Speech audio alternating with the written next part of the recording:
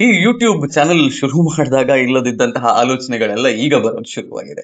Almost 2 lakh ಜನ ಇಲ್ಲಿ ನಾನು ಹಾಕಿರುವಂತಹ ವಿಡಿಯೋಗಳನ್ನ ನೋಡಿದ್ದಾರೆ. ತುಂಬಾ ಕಮೆಂಟ್‌ಗಳು ಬರ್ತಾವೆ. ಕಮೆಂಟ್‌ಗಳು ಆಲ್ಮೋಸ್ಟ್ 1000ದ ಹತ್ರ ಹೋಗಿದೆ. ನಾನು ಕೆಲವು ಕಮೆಂಟ್‌ಗಳಿಗೆ ರಿಪ್ಲೈ ಮಾಡ್ತೀನಿ. ಸೆಲೆಕ್ಟೆಡ್ ಫ್ಯೂ ಉಳಿದದ್ದನ್ನ ನೋಡಿ ಸುಮ್ಮನಾಗ್ತೀನಿ. ಈಗ ಆ ಕಮೆಂಟ್‌ಗಳನ್ನ ಮಾಡಿದವರು, ಎಲ್ಲಾ ವಿಡಿಯೋಗಳನ್ನ ನೋಡ್ತಿರುವವರು, ನಿಮಗ್ ಬೇಜಾರಾಗ್ಬಾರ್ದು ಅಂತ ಹೇಳುವ ಕಾರಣಕ್ಕೆ ಒಂದಿಷ್ಟು ಉತ್ತರಗಳನ್ನ ಇವತ್ತಿನ ಈ ವಿಡಿಯೋದಲ್ಲಿ ನಾನು ಕೊಡ್ತೀನಿ. ಪಾಯಿಂಟ್ ನಂಬರ್ 1 ತುಂಬಾ ಜನ ಹೇಳುವಂತಹದ್ದು, ನಿಮ್ಮನ್ನ ನೋಡಿದ್ರೆ ಬೇಜಾರಾಗುತ್ತೆ, ನಿಮ್ಮ ಬದುಕನ್ನ ನೋಡಿದ್ರೆ ಬೇಜಾರಾಗುತ್ತೆ, ಮಗಳನ್ನ ನೋಡಿದ್ರೆ ಬೇಜಾರಾಗುತ್ತೆ, ಹೀಗ ಆಗಬಾರದಿತ್ತು ಅಂತ. ನಿಮ್ಮೆಲ್ಲರಲ್ಲೂ ಒಂದು ಮನವಿ, ದಯವಿಟ್ಟು ಬೇಜಾರು ಮಾಡಿಕೊಳ್ಳೋದಕ್ಕೆ ಹೋಗ್ಬೇಡಿ. ನನಗೊಬ್ರು ಒಂದು ತುಂಬಾ ಒಳ್ಳೆಯ ಮಾತನ್ನ ಹೇಳಿದ್ರು ಈ ಹಾಸ್ಪಿಟಲೈಸೇಷನ್ ಸಮಯದಲ್ಲೇ. ನೀನು ಯಾರತ್ರ ಏನೇ ಕೇಳೋದಾದ್ರೂ ಒಂದು ವಿಷಯವನ್ನ ಸ್ಪೆಸಿಫೈ ಮಾಡಿ ಹೇಳು, ಸಿಂಪತಿ ಬೇಡ ನನಗೆ ಅಂತ. ಸಿಂಪತಿ ಯಾಕೆ ಬೇಡ ಅಂತ ಹೇಳಿದ್ರೆ, ಸಿಂಪತಿ ಬೇಡ ಅಂತ ಹೇಳೋದಕ್ಕೆ ಇವನಿಗೇನು ಅಹಂಕಾರ ಅಂತ ಯೋಚನೆ ಮಾಡಬೇಡಿ. Sympathy is one of the heaviest forms of energy. ನಮಗೆ ಎನರ್ಜಿಯನ್ನ ಅರ್ಥ ಮಾಡಿಕೊಳ್ಳೋದು, ಎನರ್ಜಿ ಹೆಚ್ಚಾಗೋದನ್ನ ಕಮ್ಮಿ ಆಗೋದನ್ನ ದೇಹದಲ್ಲಿ ಅರ್ಥ ಮಾಡಿಕೊಳ್ಳೋದು ಸಾಧ್ಯ ಆಗತ್ತೆ ಅಂತ ಹೇಳಿದ್ರೆ ನಿಮಗಿದು ಅರ್ಥ ಆಗತ್ತೆ. ಸಿಂಪಲ್ ಎಕ್ಸಾಂಪಲ್ ಕೊಡ್ತೀನಿ. ಸ್ನಾನ ಮಾಡೋದಕ್ಕೆ ಹೋಗ್ತೀರಿ, ಸ್ನಾನ ಮಾಡೋದಕ್ಕಿಂತ ಮುಂಚೆ ತುಂಬಾ ಸುಸ್ತಿರುತ್ತೆ ದೇಹದಲ್ಲಿ. ಒಂದು ನೀರ ಹನಿ ಅಥವಾ ಒಂದು ಚೆಂಬು ನೀರು ಮೈಗೆ ಬಿದ್ದ ಕೂಡಲೇ, ಅಥವಾ ಶವರ್ ಆನ್ ಮಾಡಿದ್ರೆ ಆ ಶವರಿನ ನೀರು ಮೈಗೆ ಬಿದ್ದ ಕೂಡಲೇ ನಿಮ್ಗೆ ಒಂದು ಉಲ್ಲಾಸ. ಯಾಕಂದ್ರೆ ದೇಹದಿಂದ ನೆಗೆಟಿವ್ ಎನರ್ಜೀಸ್ ಅನ್ನ ತೆಗೆಯುವಂತಹ, ದೇಹವನ್ನ ಕ್ಲೆನ್ಸ್ ಮಾಡುವಂತಹ ಶಕ್ತಿ ನೀರಿಗಿದೆ ಅಂತ. ಇದೇ ನೀರಿಗೆ ನೀವು ಉಪ್ಪು ಹಾಕಿ ಸ್ನಾನ ಮಾಡಿ, ಬಾತಿಂಗ್ ಸಾಲ್ಟ್ ಅಂತ ಸಿಗುತ್ತೆ, ಬೇದಿಂಗ್ ಸಾಲ್ಟ್ ಅಂತ ಕರೀತಾರೆ, ಅದನ್ನ ಹಾಕಿ ಸ್ನಾನ ಮಾಡಿ. ಅರೋಮಾಗಳು ಕೆಲವಿರ್ತವೆ, ಅವುಗಳನ್ನ ಹಾಕಿಕೊಳ್ಳಿ, ಲ್ಯಾವೆಂಡರ್ನಂತಹದ್ದು, ಅದನ್ನ ಹಾಕಿ ಸ್ನಾನ ಮಾಡಿದಾಗ ಇನ್ನೂ ಕೂಡ ನಿಮಗೆ ಶಕ್ತಿ ಹೆಚ್ಚು ಬರೋದು ಶುರುವಾಗುತ್ತೆ. You can feel that there is that energy flowing back up.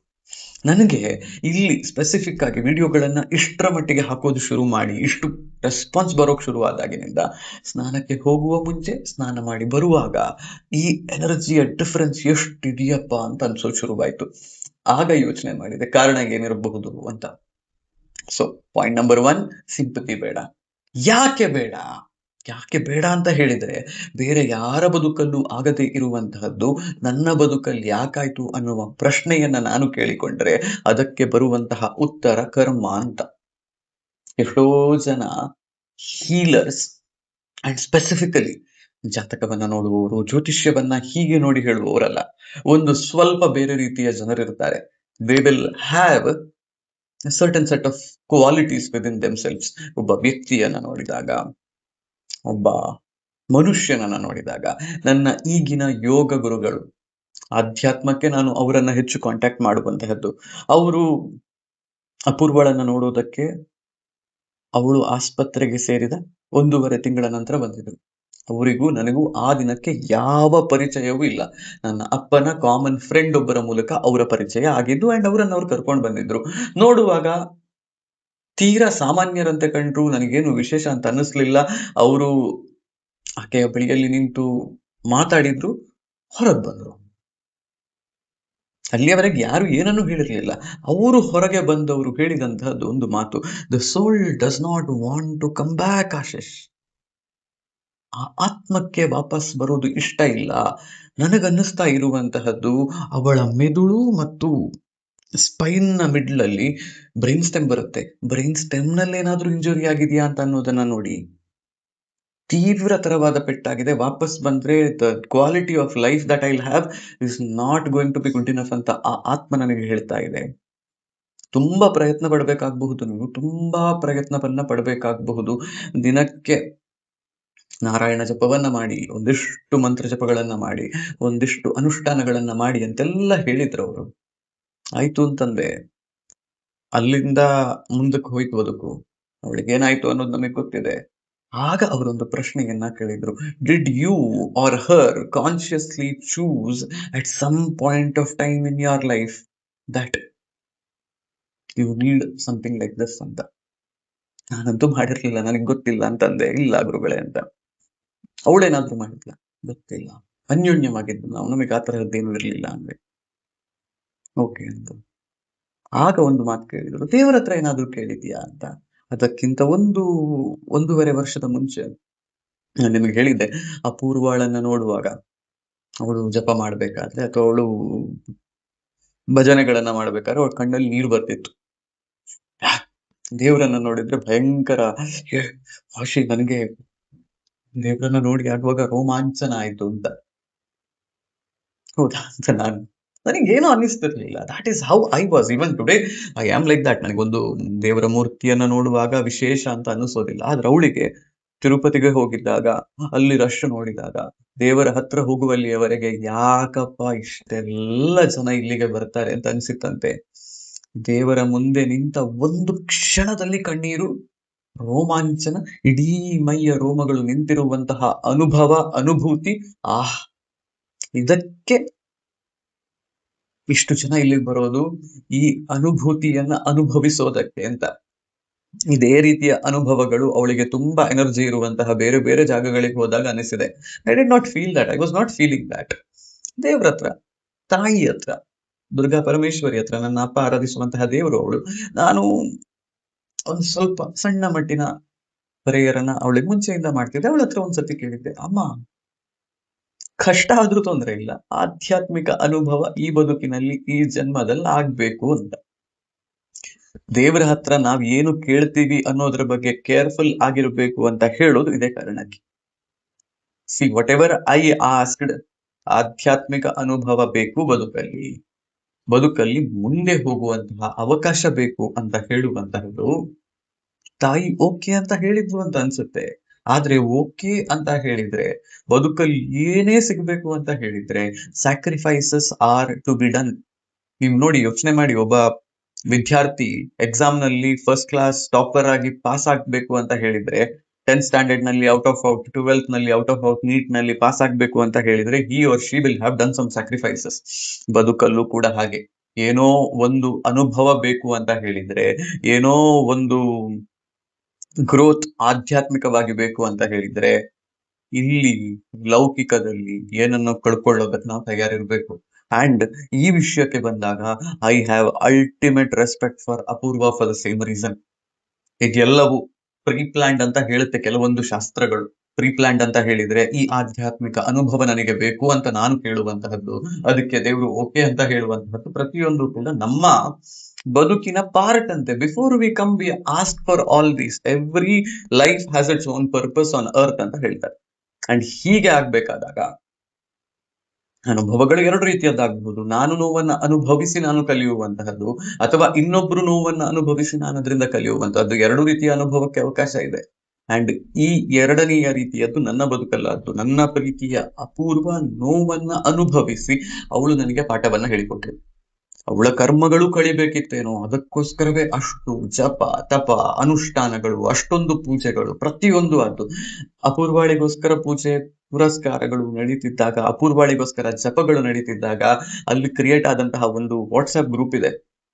ವಿಶೇಷ ಹೇಳ್ತೇನೆ ಕೇಳಿ, 100 ಜನ ಇದ್ರದ್ರಲ್ಲಿ. ಆ ಗ್ರೂಪ್ ನಲ್ಲಿ ಅವಳಿಗೋಸ್ಕರ ವಿಷ್ಣು ಸಹಸ್ರನಾಮ, ಲಲಿತಾ ಸಹಸ್ರನಾಮ, ಇಂತಹದ್ದೆಲ್ಲರದ್ದು ಪಾರಾಯಣ ಆಗ್ತಿತ್ತು. ಅಂಡ್ ಅದನ್ನು ಶುರು ಮಾಡಿದ್ದು ನಾನಲ್ಲ, ಶುರು ಮಾಡಿದ್ದು ಶಿವಸುಬ್ರಹ್ಮಣ್ಯ ಅಂತ ಹೇಳುವಂತಹ ನನ್ನ ಆಪ್ತರೊಬ್ರು. ಅವರು ಇದನ್ನು ಶುರು ಮಾಡ್ಬೇಕಾ ಅಂತ ಕೇಳಿದ್ದಕ್ಕೆ, ಅಣ್ಣ ನಿಮ್ಮ ಧೈರ್ಯ ಅದು, ಮಾಡ್ಬೇಕು ಅಂತ ಅನ್ಸಿದ್ರೆ ನೀವು ಮಾಡಿ ಅಂತ ನಾನು ಹೇಳೋದಿಲ್ಲ, ನನ್ನಲ್ಲಿ ಆಡ್ ಮಾಡಬೇಡಿ ಅಂತ ಹೇಳಿದ್ದೆ. ಏನು ಬೇಕಲ್ಲಿ ಆಗ್ತಿರ್ಲಿ, ನನ್ನ ಯಾವುದೇ ರೀತಿಯ ಇಂಟರ್ಫಿಯರೆನ್ಸ್ ಅಲ್ಲಿ ಬೇಡ ಅಂತ. ಆಯ್ತು, ಜಪಗಳಾದ್ವು, ತಪಗಳಾದ್ವು, ಅಪೂರ್ವ ಸಾವನ್ನಪ್ಪಿದ ನಂತರ ನನ್ನನ್ನು ಅಲ್ಲಿ ಆಡ್ ಮಾಡಿ ಅಂತ ನಾನು ಕೇಳಿಕೊಂಡೆ. ಆಡ್ ಮಾಡಿದವ್ರ ಹತ್ರ, ಎಲ್ಲರ ಹತ್ರ, ಅಲ್ಲಿದ್ದವ್ರ ಹತ್ರ ನಾನು ಧನ್ಯವಾದ ಹೇಳಿದೆ. ನಿಮ್ಮಿಂದಾಗಿ ತುಂಬಾ ಉಪಕಾರ ಆಯ್ತು. ನಮಗೆ ಬೇಕಾದಂತಹ ಔಟ್ಕಮ್ ಬರಲಿಲ್ಲ, ಆದ್ರೆ ದೇವರನ್ನ ನಂಬುವವರು ನಾವು, ದೇವರ ಇಷ್ಟ ಇದಾಗಿತ್ತೇನೋ ಅಂತ ಹೇಳಿದೆ. ಅವರು ಅದನ್ನೆಲ್ಲ ಒಪ್ಪಿಕೊಂಡ್ರು. ಅದಾದ್ಮೇಲೆ ನಾವೇನ್ ಯೋಚನೆ ಮಾಡಿದ್ವಿ ಅಂತ ಹೇಳಿದ್ರೆ, ಈ ಗ್ರೂಪ್ ಅನ್ನ ನಾವು ಹೀಗೆ ಕಂಟಿನ್ಯೂ ಮಾಡೋಣ, ಯಾವ ಕಾರಣಕ್ಕೂ ಕೂಡ ಗ್ರೂಪ್ ನಿಲ್ಸೋದು ಬೇಡ. ಪ್ರಾಯಶಃ ಇನ್ಯಾರಿಗಾದ್ರೂ ಉಪಕಾರ ಆಗ್ಬೇಕಾದ್ರೆ, ಇನ್ಯಾರಿಗಾದ್ರೂ ಸಾಮೂಹಿಕ ಪ್ರಾರ್ಥನೆಯ ಅಗತ್ಯ ಇದ್ರೆ ಅದನ್ನು ಉಪಯೋಗ ಮಾಡೋಣ ಅಂತ. ಮೊನ್ನೆ ಗುರು ಪೂರ್ಣಿಮೆಯವರೆಗೆ ಯಾರ ವಿಚಾರವೂ ಅಲ್ಲಿ ಡಿಸ್ಕಸ್ ಆಗಲಿಲ್ಲ, ಯಾವ ಮಾತುಗಳು ಇರಲಿಲ್ಲ. ಗುರು ಪೂರ್ಣಿಮೆಯ ದಿನ ಒಬ್ರು ಗುರು ಪೂರ್ಣಿಮೆಯ ಮೆಸೇಜ್ ಅನ್ನ ಅಲ್ಲಿ ಹಾಕಿದ್ರು. ನನಗೆ ಮತ್ತೆ ಅಪೂರ್ವಳ ನೆನಪಾಯಿತು. ನಾನು ಅಲ್ಲಿ ಮತ್ತೆ ಎಲ್ಲರಿಗೂ ಮತ್ತೊಮ್ಮೆ ಧನ್ಯವಾದ ಹೇಳಿದೆ. ನೀವೆಲ್ಲರೂ ಪ್ರಾರ್ಥನೆಯನ್ನ ಮಾಡಿದ್ರಿ, ಆ ಕಾರಣದಿಂದ ಅವಳಿಗೆ ಇಷ್ಟೆಲ್ಲ ಪುಣ್ಯ ಸಂಪಾದನೆ ಆಗಿರಬಹುದು, ನಮಿಗೂ ಅದರಿಂದ ಪುಣ್ಯ ಬಂದಿರಬಹುದು, ಇದಕ್ಕೋಸ್ಕರ ನಾವು ದೇವರಿಗೆ ಧನ್ಯವಾದ ಹೇಳಬೇಕು ಅಂತ ಹೇಳಿ ಅಲ್ಲ, 1-2-3 ಮೆಸೇಜ್ ಆದ್ಮೇಲೆ ಒಬ್ರು ಅಕ್ಕ ಅಲ್ಲಿ ಮೆಸೇಜ್ ಹಾಕಿದ್ರು, ನೀವು ಹೋದ ವರ್ಷ ಇರುವಂತಹ ಪರಿಸ್ಥಿತಿಯಲ್ಲೇ ಈ ವರ್ಷ ನಾನಿದ್ದೇನೆ, 2-3 ದಿನ ಆಯ್ತು ಅಪಘಾತ ಆಗಿ ನನ್ನ ಪತಿಯವರಿಗೆ. ಅದು ಯಾರಿಗೂ ಹೇಳೋದಕ್ಕೆ ಹೋಗಿರ್ಲಿಲ್ಲ ನಾನು. ಇಲ್ಲಿ ಹಾಕಬೇಕು ಮೆಸೇಜ್ ಅಂತ ತುಂಬಾ ಸರ್ತಿ ಅನ್ನಿಸ್ತಿತ್ತು, ನಾನು ಹಾಕೋದಕ್ಕಾಗ್ಲಿಲ್ಲ ಅಂತ. ಆಯ್ತು ಅಕ್ಕ, ಬೇಜಾರು ಮಾಡ್ಬೇಡಿ, ನಾವಿಲ್ಲಿ ಪ್ರಾರ್ಥನೆಯನ್ನ ಅವರ ಕುರಿತಾಗಿ ಮಾಡೋಣ, ನೀವೇನು ಯೋಚನೆ ಮಾಡ್ಬೇಕಾಗಿಲ್ಲ, ಅವರ ನಕ್ಷತ್ರ ರಾಶಿಯನ್ನ ಕಳಿಸಿ ಅಂತಂದೆ. ಅವರದ್ದು ಭರಣಿ ನಕ್ಷತ್ರ, ಮೇಷರಾಶಿ. ವಿಶೇಷ ಏನ್ ಗೊತ್ತಾ, ಅಪೂರ್ವಾಳದ್ದು ಕೂಡ ಭರಣಿ ನಕ್ಷತ್ರ, ಮೇಷರಾಶಿ. ನಾನು ವಿಡಿಯೋ ಶುರು ಮಾಡಿದ್ದದ್ದೇನಂತ, ಸಿಂಪತಿ ಬೇಡ ಅಂತ. ಕಾರಣ ಇಷ್ಟೇ, ಪ್ರತಿಯೊಬ್ಬನ ಬದುಕು, ಈಗ ನನ್ನ ಮಗಳು ಕೂಡ ಇದನ್ನ ಅನುಭವಿಸ್ತಾ ಇದ್ದಾಳೆ, ಅಮ್ಮನಿಲ್ಲದ ಬದುಕು ಅಂತ ಹೇಳಿದ್ರೆ that is a part of her soul contract. ಪ್ರತಿಯೊಂದು ಸೋಲ್ ಭೂಮಿಗೆ ಅಥವಾ ಬೇರೆಲ್ಲೇ ಬರುವಂತಹದ್ದು ನಮ್ಮದೊಂದಿಷ್ಟು ಎಕ್ಸ್ಪೀರಿಯನ್ಸಸ್ ಅನ್ನ ಪಡೆಯೋದಕ್ಕೆ ಅಂತ ನನ್ನ ಆನೆಸ್ಟ್ ಅಂಡರ್ಸ್ಟ್ಯಾಂಡಿಂಗ್. ನನಗೆ ಇವತ್ತು ಅನಿಸುವಂತಹದ್ದು, ಇದರಿಂದ ನಾನು ಕಲಿಯುವಂತಹದ್ದು ಏನೋ ಇದೆ. ನಾನು ಗಟ್ಟಿ ಆಗ್ತಾ ಇದ್ದೀನಿ. I was not a very strong person. ತುಂಬಾ ಬೇಜಾರಾದಾಗ ಬೇಜಾರಾಗ್ತಿತ್ತು, ಹೆದರಿಕೆ ಆದಾಗ ಹೆದರಿಕೆ ಆಗ್ತಿತ್ತು, ಸಣ್ಣ ಸಣ್ಣ ವಿಷಯಗಳಿಗೆ ತಲೆಬಿಸಿ ಆಗ್ತಿತ್ತು. ಇವತ್ತು ಐ ಆಮ್ ಸ್ಟ್ರಾಂಗ್. ಪ್ರಾಯಶಃ ಮಗಳೂ ಕೂಡ ಅದೇ ರೀತಿಯ ಸ್ಟ್ರೆಂತ್ ಅನ್ನ ಪಡೆದು ಈ ಬದುಕಲ್ಲಿ ಏನೋ ಸಾಧನೆ ಮಾಡ್ಲಿಕ್ಕೆ ಇರಬಹುದು.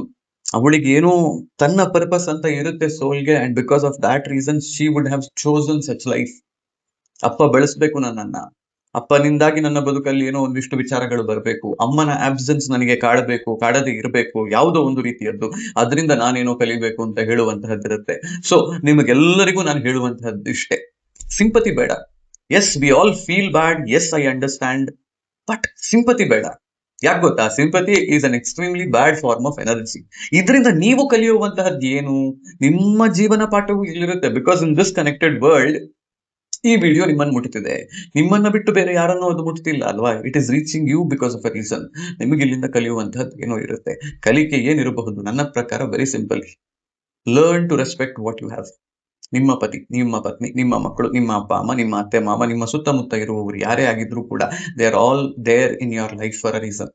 ಅವರು ನಿಮಗೆ ಕಷ್ಟ ಕೊಡ್ತಿದ್ದಾರೆ, ಸುಖ ಕೊಡ್ತಿದ್ದಾರೆ, ಖುಷಿ ಕೊಡ್ತಿದ್ದಾರೆ, ದುಃಖ ಕೊಡ್ತಿದ್ದಾರೆ ಅಂತ ಹೇಳಿದ್ರೆ everything is a part of the journey and everything is what you asked for. ನನ್ನ ಗುರುಗಳು ಹೇಳುವಂತಹದ್ದು ಇದನ್ನ. ನಾವು ಕೇಳಿಕೊಂಡು ಬಂದಿರುತ್ತೇವೆ, ಕೇಳಿಕೊಂಡು ಬಂದಿರೋದಕ್ಕೆ ನಾವು ಅನುಭವಿಸ್ತಾ ಇದ್ದೇವೆ. ನೀವು ತುಂಬಾ ದ್ವೇಷಿಸುವಂತಹ ವ್ಯಕ್ತಿ, ತುಂಬಾ ಕೋಪದಿಂದ ಮಾತಾಡುವಂತಹ ವ್ಯಕ್ತಿಯೂ ಕೂಡ ಆ ರೀತಿ ಇರುವಂತಹದ್ದು because of a soul contract.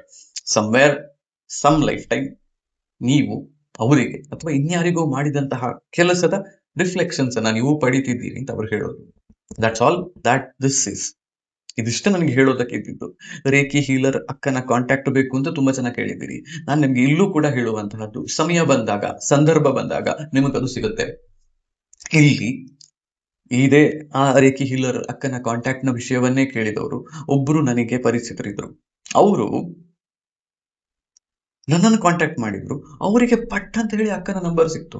ಅದಾದ್ಮೇಲೆ ಇನ್ನೊಂದು 2-3 ಜನ ಕೇಳಿದ್ರು. ನಾನು ಅಕ್ಕನನ್ನ ಕಾಂಟ್ಯಾಕ್ಟ್ ಮಾಡುವ ಪ್ರಯತ್ನ ಮಾಡ್ತಿದ್ದೇನೆ, ನನಗೆ ಅದಾಗ್ತಿಲ್ಲ. Because when time comes your solutions will also appear. When it is not time, suffering will continue. So ಹಾಗಾಗಿ ನಾವೇನ್ ಮಾಡೋದು, ನಾವು ನಂಬಿರುವ ದೇವರನ್ನ ಪ್ರಾರ್ಥಿಸೋದು, ಕೈ ಮುಗಿಯೋದು, ನೀನೇ ಎಲ್ಲವೂ, ನೀನೇ ನನ್ನನ್ನ ಇಲ್ಲಿ ಹಾಕಿರುವಂತಹದ್ದು, ನೀನೇ ನನ್ನನ್ನ ಇಲ್ಲಿಂದ ಹೊರ ತೆಗಿಬೇಕು. ಹೊರ ತೆಗಿಲಿಲ್ಲ, ಈ ಸಫರಿಂಗ್ ಮುಂದುವರಿಬೇಕು ಅಂತ ಹೇಳುವಂತಹದ್ದು ನಿನ್ನ ಆಲೋಚನೆಯಾಗಿದ್ರೆ okay, I am okay for even that. Because ನನಗೇನು ಬೇಕು ಅಂತ ಹೇಳುವಂತಹದ್ದು ನನಗಿಂತ ಚೆನ್ನಾಗಿ ಗೊತ್ತಿರೋದು ನಿನಗೆ, ಅಂಡ್ ಅದು ನಿನಗೆ ಚೆನ್ನಾಗಿ ಗೊತ್ತಿದೆ ಅಂತ ಹೇಳುವ ನಂಬಿಕೆ ನನಗಿರುವ ಕಾರಣ ನಾನು ನಿನಗೆ ಕೈ ಮುಗಿತಿದ್ದೇನೆ, ನನ್ನನ್ನು ನೋಡಿಕೊ ಅಂತ ಕೇಳೋದಷ್ಟೇ. ಆಧ್ಯಾತ್ಮಿಕ ವಿಡಿಯೋಗಳನ್ನ ಮಾಡೋದು ನನ್ನ ಫೋರ್ಟೆ ಅಲ್ಲ. I don't want to do that. But this is not an ಆಧ್ಯಾತ್ಮಿಕ ವಿಡಿಯೋ. ಇದು ನನ್ನ ಮನಸ್ಸಿನಲ್ಲಿ ನನಗನ್ಸಿದ್ದು ಏನು ಅಂತ ನಾನು ನಿಮಗೆ ಹೇಳಿದ್ದು ಅಷ್ಟೇ.